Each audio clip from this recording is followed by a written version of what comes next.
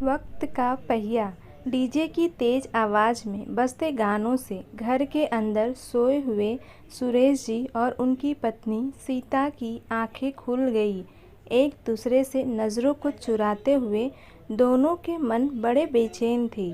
उनके घर से बिल्कुल मिला हुआ दूसरा मकान उनके छोटे भाई सतीश का है और कल उसकी बेटी की बारात आनी है। उसी की मेहंदी के संगीत का कार्यक्रम चल रहा है, लेकिन ज़मीन को लेकर हुई गलतफहमी के चलते दोनों भाइयों में पिछले 2 बरस से बातचीत और आना जाना बिल्कुल बंद था।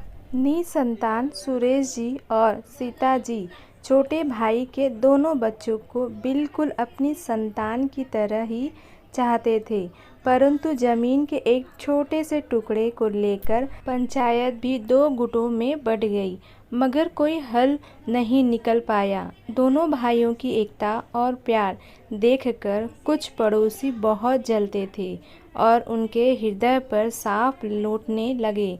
उन्हीं लोगों ने मौका का फ़ायदा उठाया और दोनों भाइयों के बीच की खाई और गहरी कर दी थी। सुरेश जी टहलने के लिए बाहर आंगन में निकल आए, तभी उनका ध्यान शादी वाले घर की तरफ गया और चौंक उठे।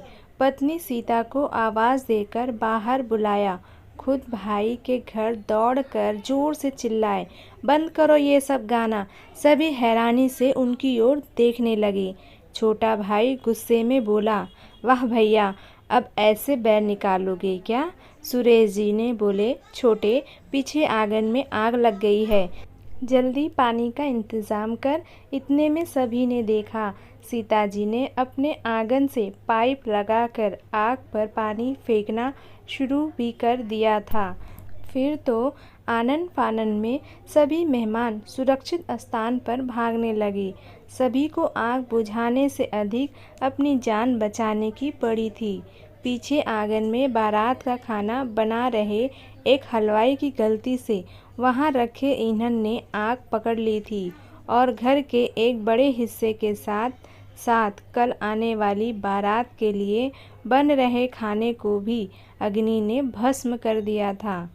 बहुत देर बाद आग पर तो काबू कर लिया गया, मगर अब छोटे भाई को कल बारात की चिंता सताने लगी थी। जिन पड़ोसियों को अपना हमदर्द समझे बैठा था, वो तो संकट की घड़ी देखते ही वहां से कब के ओझल हो चुके थे।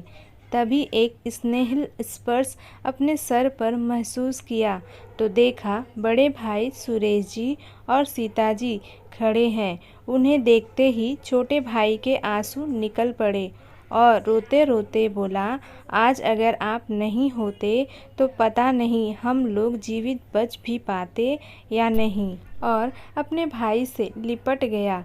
सब मेरी करनी का फल है जो अपने देवता जैसे भाई भाभी का दिल दुखाया। मुझे माफ़ कर दो आप दोनों। अरे छोटे, बीती बातें भूल जा। कल हमारी बिटिया की शादी है, उसकी तैयारी में लग। चल, बहुत काम पड़ा है। अब ये शादी मेरे यहाँ से होगी और ऐसी धूमधाम से करेंगे कि दुनिया देखेगी। और दोनों भाई गले लग गए। अगले दिन सही समय पर बारात आई। सारी बात जानकर लड़के वाले भी ऐसी रिश्तेदारी मिलने पर गर्व महसूस कर रहे थे। और हाँ, दोनों भाइयों की एकता और प्यार देखकर फिर से कईयों के दिलों पर सांप नहीं अजगर लौटने लगे थे। तो दोस्तों, आपको ये कहानी कैसी लगी कमेंट बॉक्स में ज़रूर बताइएगा। चैनल पे न्यू हो चैनल को सब्सक्राइब कर ले, जिससे आपको लेटेस्ट अपडेट मिलती रहेंगी। वीडियो देखने के लिए धन्यवाद।